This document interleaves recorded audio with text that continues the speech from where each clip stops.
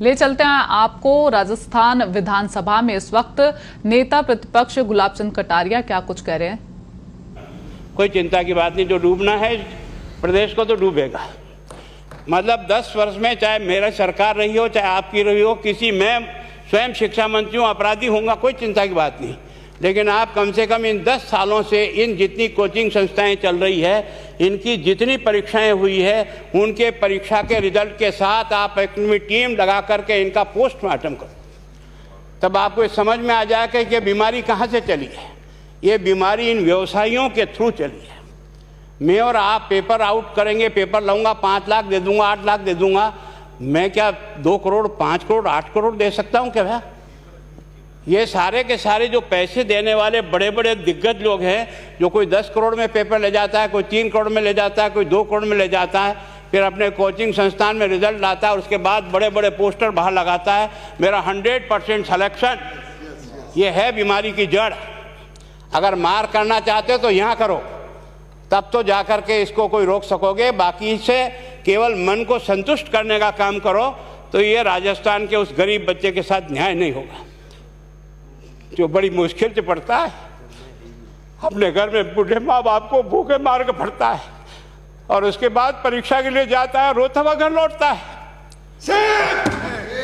क्या दुख नहीं होता है? हम लोगों के मन में कोई रहम नहीं है कि आखिर उस बच्चे का क्या होगा जो अपनी बड़ी पीड़ा के साथ पढ़ रहा है। इन सारे पैसे वाले लोगों के पास में आपने सारी सरकारी नौकरियों को भेज दिया। मैं बहुत कड़वा सच बोल रहा हूँ। आज जो पिछले 8 साल में नौकरी में लगे ना, उन सब का भी पोस्टमार्टम कराओ, आपको लगेगा आधा फर्जी मामला निकलेगा। कोई है नहीं, कोई सोचने वाला है इस पर कि आखिर उसके दर्द को कौन जानेगा, है ना। जिस प्रकार से हमने परीक्षा के माध्यम से इन पैसे वाले लोगों को उतार करके सारे के सारे उन गरीबों की आशाओं के ऊपर पानी फेर दिया। रात और दिन पड़ता है, भूखा प्यासा पड़ता है, घर बेच करके पढ़ता है, खेत बेच करके पढ़ता है, लेकिन जब उसका सिलेक्शन नहीं होता तो जहर खा के मरता है। कोई इस पीड़ा को समझने के लिए तैयार नहीं है। और हम इस कानून को ला करके दुनिया को बताना चाह रहे हैं कि हमने इतना बड़ा कानून कर दिया, इस कानून से कुछ भी नहीं होगा। मैं आज आपको कह रहा हूँ, ये जो आपने नए प्रावधान जोड़े हैं, मैं सोचता हूँ कि मुझे कुछ बोलने की इच्छा नहीं, मुझे बहुत दुख है इस बात का। क्या होगा ये?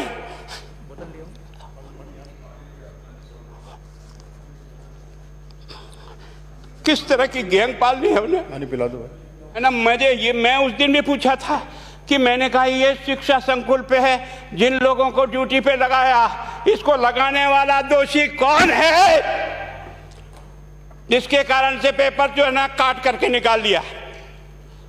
ये तो ठीक है, भाग्य हमारा अच्छा था कि सवाई माधोपुर की घटना फूट गई और एसओजी को उसमें हाथ में लग करके कुछ केस लग गया।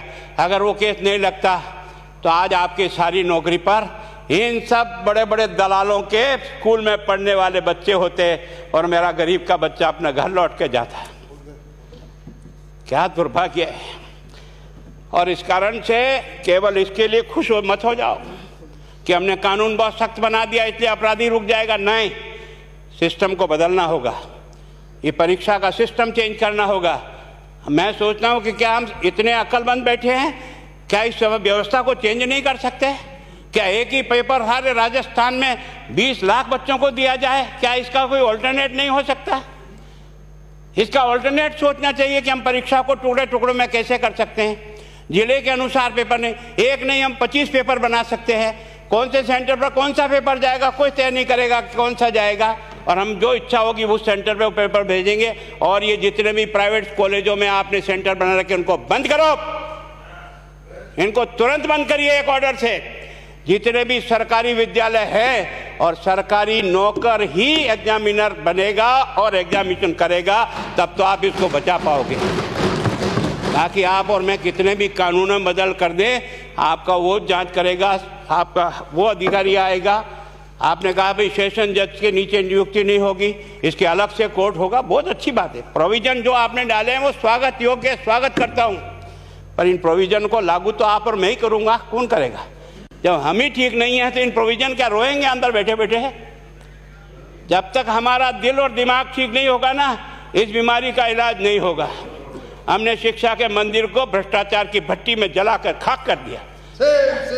दुर्भाग्य हमारा, जहां से कोई आशा की किरण दिखती थी उस गरीब को कि चलो मैं अपनी मेहनत से आगे बढ़ जाऊंगा, लेकिन अब वो निराशा में आ गया। उसको लगा कि अब कोई रास्ता नहीं है। और इस कारण से मैं सोचता हूं कि आप जिस भावना से लाया, मैं आपकी भावना की इज्जत करता हूं, लेकिन केवल आपकी भावना इन बेईमानों को नहीं रोक सकेगी। इसको रोकने के लिए हमको सिस्टम को बदल करके और तुरंत उस पर ध्यान करना चाहिए। कानून 302 का बना हुआ है, क्या मर्डर रुक गए? आप भी जान रहे हो, रोज के रोज पोक्सो कोर्ट में आजीवन कारावास हो रहा, क्या व्यभिचार रुक गया है? अपराधी को दंड मिल सकता है, अपराध बंद नहीं हो सकता है। अपराध बंद करने के लिए जो सिस्टम होते हैं उस सिस्टम में चलो। एकमात्र इस देश में भ्रष्टाचार की भट्टी में देश जल रहा था। केवल और केवल एक तरह से प्रत्येक व्यक्ति का खाता खुलवाकर देश के प्रधानमंत्री में सारा का सारा बेनिफिट उसका सीधा खाते में डाला। बेईमानों को चोट लगी नहीं लगी, उस तरफ अपना दिमाग बचाओ, उस तरफ अपना दिमाग लगाओ। किस बीमारी का इलाज कहाँ है और कैसे हो, इस बारे में चिंता करने की कोशिश करो। मैं कई बार इधर सीकर और इधर गया तो मैं सोचता हूँ कोचिंग संस्थान की बिल्डिंग देखे ना तो टोपी गिर जाए नीचे से। क्या चीज़ है यार, भगवान ने क्या लक्ष्मी वहीं बरसाई है। और जो बाकी संस्थाएं, उसका कारण यह है कि हमने अपनी दुकान को इतनी कमज़ोर कर दी है कि जहाँ बच्चे अच्छी तरह से शिक्षा लेकर के हम जैसे गरीब पढ़ करके यहाँ आ गए, अब वो रास्ते नहीं हैं। और इस कारण से मेरी बहुत विनम्र प्रार्थना है, इस बीमारी का इलाज चाहिए बच्चे को, कानून से नहीं होगा, कानून के अलावा होगा। और उसमें आप करें। धन्यवाद। Thank you. माननीय मंत्री महोदय।